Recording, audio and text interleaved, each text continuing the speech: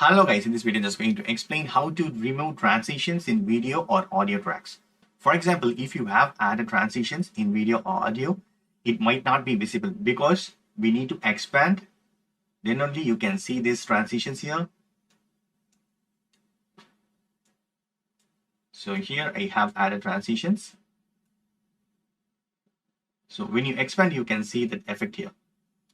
So first thing, if you just want to remove only for audio, just mouse over and right click. You can see these options clear. You can clear the transitions for separate video or audio tracks. Another example is I'm going to clear transitions in audio track as well. So right click.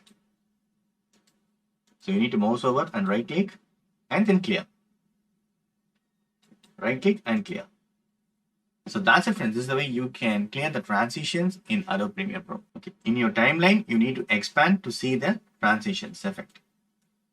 So that's it, friends. Hope this video is very helpful. Thank you so much.